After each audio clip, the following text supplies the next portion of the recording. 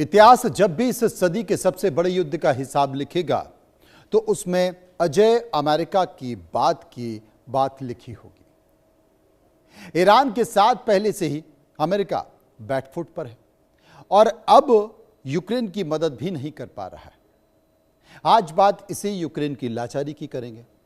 दरअसल यूरोप की सरजमी पर बीते 2.5 सालों से जंग चल रही है और यह जंग आग अब ऐसे मुकाम तक पहुंच चुकी है जहां से पूरे ग्लोब का नक्शा बदलने वाला है। यूक्रेन के आसमान में लगातार गोला बारूद बरस रहे हैं। अब सिर्फ मॉस्को की डिग्रियों पर तैयार नहीं हो रहे बल्कि इसके पीछे काम कर रही दुनिया की सबसे रहस्यमयी ताकत, सबसे खतरनाक और सनकी माने जाने वाली बड़ी शक्ति उत्तर कोरिया। तानाशाह किम जोंग ने अपना पर्दा हटा दिया है, जो खुलेआम रूसी राष्ट्रपति व्लादिमीर पुतिन के साथ कंधे से कंधा मिलाकर जंग के मैदान में छलांग लगा चुका है। सोचिए, जिस जेलेंस्की को पश्चिमी देश और नाटो की तरफ से अरबों डॉलर के अत्याधुनिक हथियार, पैट्रियट एयर डिफेंस और F-16 फाइटर जेट्स मिल रहे थे, वही जेलेंस्की अब पूरी तरह से चित नजर आ रहे हैं। उत्तर कोरिया की मिसाइल और हजारों घातक सैनिकों की एंट्री ने जंग के हर गणित को ध्वस्त कर दिया है। यूक्रेन के शहर कीव, खार्किव और जापोरिज्हिए में एक के बाद एक हुए भीषण धमाकों ने पूरी दुनिया को हिलाकर रख दिया है। मलबे के ढेर से जब मिसाइल के अवशेष निकल गए तो रक्षा विशेषज्ञों के भी होश उड़ गए। उन अवशेषों पर कोरियन भाषा के गुप्त कोड और तकनीकी निशान दर्ज थे। पश्चिम के प्रतिबंध और दुनिया भर की चेतावनियों को ठेंगा दिखाते हुए किम जोंग उनके कारखानों से निकले और KN-23 और KN-24 बैलिस्टिक रॉकेट्स ने यूक्रेन के सुरक्षा कवच को छलनी कर दिया। आज हम आपको इस महायुद्ध के उस सबसे डरावने सच से रूबरू कराने जा रहे हैं जिसकी पटकथा मॉस्को और प्योंगयांग में बंद कमरे में लिखी गई है। देखिए कैसे एक गुप्त समझौते ने कीव की रातों की नींद उड़ा दी है और क्यों आज जेलेंस्की के पास इस तबाही का कोई जवाब नहीं बचा है। मेरे साथ बने रहिए।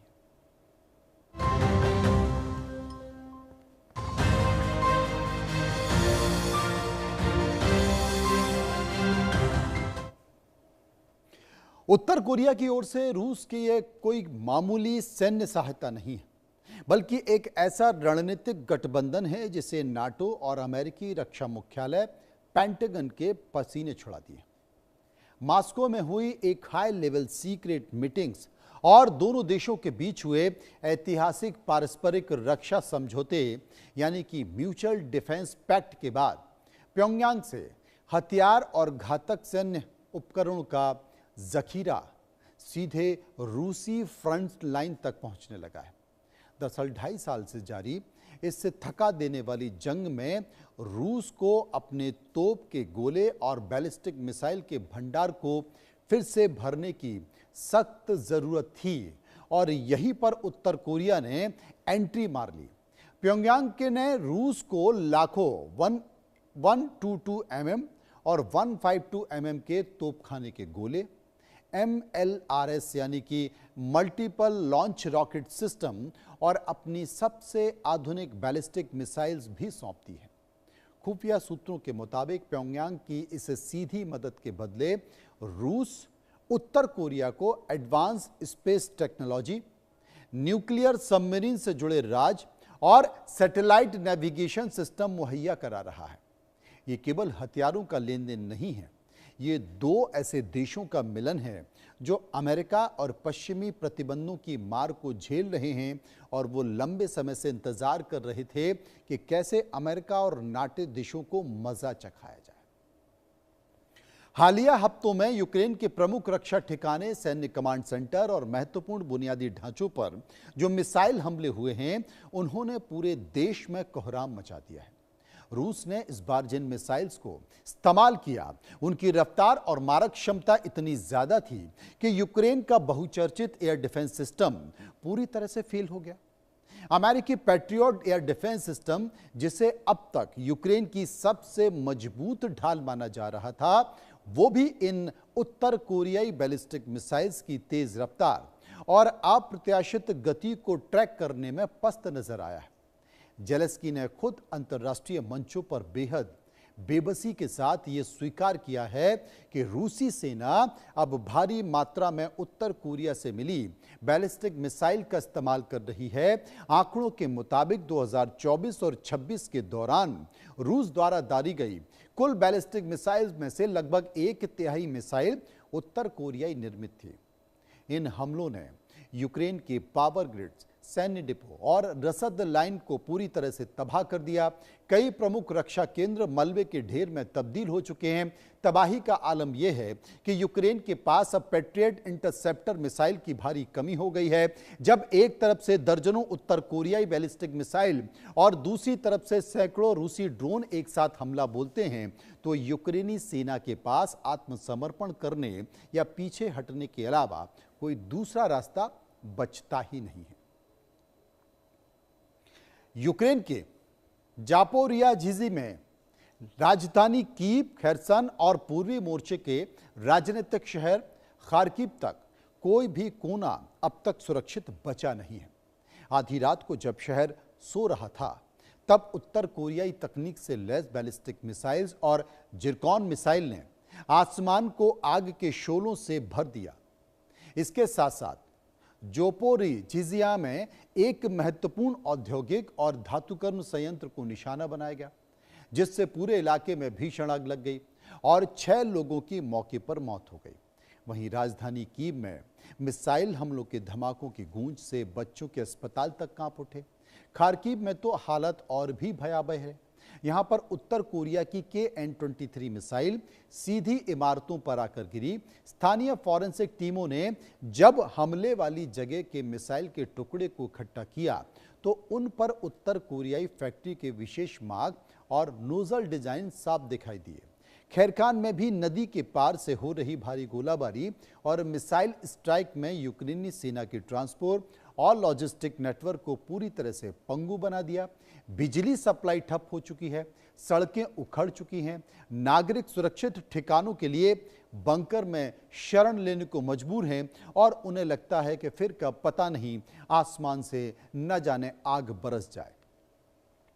सैन्य विशेषज्ञ और रक्षा विशेषज्ञों के बीच इस समय 2 नाम सबसे ज्यादा खौफ का कारण बने हुए हैं, KN-23 और KN-24। ये उत्तर कोरिया की 2 सबसे घातक और secret short range ballistic missile, जिन्हें प्योंगयांग में हवासोंग 11 श्रृंखला के तहत विकसित किया गया है। पश्चिमी मीडिया ने जिन्हें अक्सर किम स्कैंडर कहा जाता है, क्योंकि इनकी बनावट रूस की मशहूर स्कंदर मिसाइल से काफ़ी मिलती जुलती है। लेकिन हकीकत यह है कि उत्तर कोरियाई वैज्ञानिकों ने इनमें अपनी आधुनिक और अनोखी तकनीक जोड़कर इन्हें और ज़्यादा खतरनाक बना दिया है। KN-23 मिसाइल का व्यास लगभग 110 सेंटीमीटर है और ये सॉलिड फ्यूल यानी कि ठोस ईंधन पर चलती है। इसकी सबसे बड़ी खासियत क्वासी बैलिस्टिक ट्रैजेक्टरी है, यानी कि ये मिसाइल सीधी लकीर में उड़ने की बजाय हवा में अपनी दिशा बदल सकती है, जिससे इसे किसी भी मौजूद एयर डिफेंस सिस्टम द्वारा मार गिराना लगभग असंभव हो जाता है। ये मिसाइल 500 से 900 किलोमीटर तक की दूरी तय करके पलक झपकते ही अपने लक्ष्य को नेस्त नाबूद कर सकती है। वहीं KN-24 मिसाइल, जो आकार में थोड़ी छोटी होती है, ये बहुत सटीक निशाना साधने वाली मानी जाती है। कम ऊंचाई पर उड़कर रडार को चकमा देने में माहिर है और यूक्रेन के रक्षा मंत्रालय और फॉरेंसिक लैब्स ने जब खार्किव और अन्य स्थानों पर KN-23 और KN-24 के टुकड़ों की जांच की, तो एक हैरान कर देने वाला सच सामने आया है। इन मिसाइल्स के इंजन रूसी स्कंदर से लगभग 1.5 गुना बड़े थे। हालांकि इनमें इस्तेमाल किए गए इलेक्ट्रॉनिक कंपोनेंट विदेशी सैंक्शंस को दरकिनार कर तीसरे देशों के रास्ते हासिल किए गए थे और उसी को लेकर चर्चा है कि जब बहुत सारी इस तरह की कंपनियों पर सैंक्शंस लगी हुई हैं, तो फिर ये कैसे पहुंच गए। यूक्रेन युद्ध में सबसे बड़ा और खतरनाक रणनीतिक बदलाव जानते हैं क्या है? रूस के वोरोनेज इलाके में देखने को यह मिल रहा है। यूक्रेन की मिलिट्री इंटेलिजेंस एजेंसी जीयूआर के सनसनीखेज खुलासे के मुताबिक रूसी सेना ने अपने पश्चिमी सीमावर्ती क्षेत्र वोरोनेज में उत्तर कोरिया की एक पूरी विशेष मिसाइल यूनिट को तैनात कर दिया है। यह खबर पूरे यूरोप और नाटो के लिए रेड अलर्ट की तरह है, क्योंकि वोरोनेज का यह नया बेस अब सीधे तौर पर यूक्रेन के दिल पर वार करने के लिए एक विशाल लॉन्च पैड में तब्दील कर दिया गया है। मीडिया रिपोर्ट के मुताबिक इस विशेष मिसाइल यूनिट में उत्तर कोरिया के लगभग 90 उच्च प्रशिक्षित सैन्य विशेषज्ञ, इंजीनियर और मिसाइल ऑपरेटर शामिल हैं। इस यूनिट को लगभग 120 उत्तर कोरियाई बैलिस्टिक मिसाइल्स और कम से कम 6 भारी मोबाइल लॉन्चरों से लैस किया जा रहा है। ये उत्तर कोरियाई सैनिक न केवल मिसाइल के रखरखाव और असेंबली की देखरेख कर रहे हैं, बल्कि रूसी कमांडर के साथ मिलकर हमलों का सटीक टारगेट डेटा भी सेट कर रहे हैं। वोरोनेज की भौगोलिक स्थिति ऐसी है, यहां से दागी गई KN-23 मिसाइल बेहद कम समय में कीव खार्किव और मध्य यूक्रेन के सैन्य ठिकानों को अपना शिकार बना सकती है। इतना ही नहीं, खुफिया जानकारियों के आधार पर यह भी बताया जा रहा है कि रूस वोरोनेज इलाके में करीब 30,000 अतिरिक्त उत्तर कोरियाई सैनिक और तकनीशियनों को रिसीव करने के लिए नए बैरक, डिपो और मिलिट्री फैसिलिटीज तैयार कर रहा है। तमाम सारी बातों के बीच जो स्थिति नजर आ रही है, उसमें द्वितीय विश्व युद्ध के बाद यह पहला मौका है जब उत्तर कोरियाई सेना यानी कि KPA के नियमित जवान और स्पेशल फोर्सेस एशिया की सीमाओं से बाहर निकलकर किसी यूरोपीय महाद्वीप के युद्ध में सीधे तौर पर भाग ले रहे हैं। दक्षिण कोरियाई और यूक्रेनी खुफिया एजेंसियों के पुख्ता आकलन के अनुसार प्योंगयांग में लगभग 11,000 से 15,000 सैनिकों की एक विशाल टुकड़ी को रूस के पश्चिमी मोर्चे, खासकर कुर्स्क क्षेत्र में तैनात किया गया है। यह यूक्रेनी सेना ने रूस के इलाके के अचानक घुसपैठ कर रूसी जमीन पर कब्जा करने की कोशिश की है और उसी रूसी राष्ट्रपति व्लादिमीर पुतिन ने किम जोंग और उनकी सबसे एलीट लाइट इन्फेंट्री और स्पेशल ऑपरेशन फोर्सेस को मोर्चे पर उतारा है। कोरियन पीपल्स आर्मी के इस जवानों के कठिन परिस्थितियों में रूसी सैनिकों के साथ मिलकर यूक्रेनी सेना को पीछे धकेलने में अहम भूमिका निभाई है। अप्रैल 2025 में मॉस्को और प्योंगयांग दोनों ने इस बात की पुष्टि भी कर दी है कि उत्तर कोरियाई सैनिकों ने कुर्स्क के यूक्रेनी सेना के खिलाफ सीधी लड़ाई लड़ी और रूसी जमीन को वापस हासिल करने में मदद की। लेकिन कहानी यहीं पर खत्म नहीं होती है। राष्ट्रपति जेलेंस्की ने हाल ही में रूस और उत्तर कोरिया के बीच हुए सौदे के तहत जल्द ही 30,000 से 50,000 और उत्तर कोरियाई सैनिकों को युद्ध के मैदान में उतारा जा सकता है।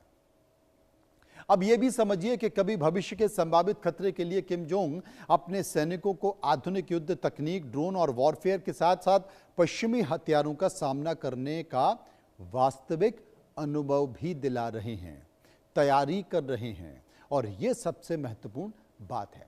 2.5 साल से चल रही इस भीषण जंग में एक वक्त ऐसा आया जब पश्चिमी प्रतिबंध और यूक्रेनी ड्रोन हमलों के कारण रूस को गोला बारूद में भारी किल्लत हो गई है, वो खत्म होने लगा है। लेकिन उत्तर कोरिया के खुले समर्थन ने युद्ध के मैदान का पासा पलट दिया है। सैन्य रणनीतिकारों का मानना है कि प्योंगयांग की मदद ने रूसी रक्षा तंत्र में ऑक्सीजन फूंकने का काम किया है, जिससे मॉस्को को 1250 किलोमीटर लंबी पूरी फ्रंट लाइन पर एक निर्णायक और अजेय बढ़त हासिल हो सकती है। आंकड़े इस बात की गवाही देते हैं कि उत्तर कोरिया ने रूस की तोपखाने की जरूरतों का लगभग 50% हिस्सा अकेला पूरा किया है। यहां पर एक तरफ यूक्रेनी सेना को पश्चिमी देशों से मिलने वाले गोलों की सप्लाई में देरी और कमी का सामना करना पड़ रहा है, वहीं पर रूसी सेना किम जोंग उनके अनंत भंडार के दम पर 24 घंटे यूक्रेनी ठिकानों पर आग बरसा रही है। इस तोपखाने की बढ़त ने रूसी पैदल सेना को डोनबास और पूर्वी यूक्रेन के इलाकों में तेजी से आगे बढ़ने का मौका दिया है। इसके अलावा इस साझेदारी से किम जोंग उनकी सरकार को भी जबरदस्त वित्तीय फायदा हुआ है। अनुमानों के अनुसार सैन्य आपूर्ति के बदले उत्तर कोरिया को रूस से लगभग $22 अरब की विदेशी आय और तेल अनाज की भारी मदद भी मिली है। ये भी अपने आप को समझना होगा। अब सवाल क्या उठ रहा है? सवाल ये उठ रहा है कि क्या ये जंग अब यूरोपीय सीमाओं को लांघकर पूरे एशिया और विश्व को अपनी चपेट में ले लेगी? जिस तरह से प्योंगयांग ने रूस का साथ दिया, उसने एक खतरनाक डोमिनो इफेक्ट शुरू कर दिया है। दुनिया अब दो स्पष्ट और बेहद आक्रामक गुटों में बढ़ती नजर आ रही है। एक तरफ अमेरिका, नाटो और उसके सहयोगी देश हैं, तो दूसरी तरफ रूस, उत्तर कोरिया, ईरान और पर्दे के पीछे से चीन भी समर्थन दे रहा है। अगर आने वाले दिनों की बात करें तो ये बात की संभावना है कि ईरान भी रूस को अपनी नई पीढ़ी की हाइपरसोनिक और बैलिस्टिक मिसाइल खुलेआम देना शुरू कर देगा। वहीं दूसरी ओर उत्तर कोरिया के इस हिमाकत से घबराकर दक्षिण कोरिया और जापान अपनी दशकों पुरानी नीतियों को बदलकर सीधे तौर पर यूक्रेन को घातक हथियार और एयर डिफेंस सप्लाई करने का फैसला कर सकता है। दक्षिण कोरिया, जो अब तक केवल गैर घातक सहायता दे रहा था, उसने साफ चेतावनी दी है कि अगर उत्तर कोरियाई सैनिक युद्ध में बन रहे हैं तो वो खुलेआम सियोल से सीधे कीव को भी भारी हथियार भेजेगा। इसके अलावा चीन पर भी दबाव बढ़ रहा है कि अगर नाटो देश यूक्रेन को रूस के अंदर गहराई तक मार करने वाले पश्चिमी मिसाइल के इस्तेमाल की पूरी छूट देते हैं तो फिर चीन भी रूस को खुलकर आर्थिक और सैन्य मदद दे सकता है। ये हालात सीधे तौर पर वर्ल्ड वॉर 3 का मंच तैयार कर रहे हैं, क्योंकि शुरू में लोगों को लग रहा था कि यूक्रेन और रूस युद्ध खत्म हो जाएगा, हथियार खत्म हो जाएंगे, लेकिन हथियार खत्म नहीं हो रहे हैं। दूसरे देश हथियारों की मदद कर रहे हैं। लाखों मौतें, करोड़ों बेघर शरणार्थी और खरबों डॉलर के नुकसान के बाद भी यह सवाल हर इंसान के दिमाग में कौंध रहा है कि आखिर ये रूस यूक्रेन की जंग खत्म क्यों नहीं हो रही है। राष्ट्रपति व्लादिमीर पुतिन के लिए यह जंग केवल यूक्रेन के साथ सीमा विवाद नहीं है, बल्कि नाटो के पूर्व की ओर विस्तार को रोकने और रूस को एक महाशक्ति के तौर पर स्थापित करने की लड़ाई है। दूसरी ओर जेलेंस्की और यूक्रेन का मानना है कि किसी भी शांति समझौते के लिए रूस को 2014 के बाद से कब्जा की गई अपनी पूरी जमीन, जिसमें क्रीमिया और डोनबास भी शामिल है, खाली करनी होगी। पश्चिमी देश, खासकर अमेरिका और ब्रिटेन भी रूस को पूरी तरह से रणनीतिक तौर पर कमजोर करना चाहते हैं। इसलिए वे लगातार यूक्रेन को अरबों डॉलर की सैन्य मदद दे रहे हैं। लेकिन इस जंग के लंबे खिंचने की सबसे बड़ी और ताजा वजह बन चुका है रूस और उत्तर कोरिया का अटूट गठबंधन। जब भी रूस पर सैन्य दबाव बनता है, उसके हथियार खत्म होने लगते हैं, तो प्योंगयांग की नई मिसाइल और तोप के गोले पहुंच रहे हैं। जब तक दोनों पक्षों के पास अपने अपने मददगार खड़े हुए हैं, कोई भी देश अपनी शर्तों से पीछे हटने को तैयार नहीं है।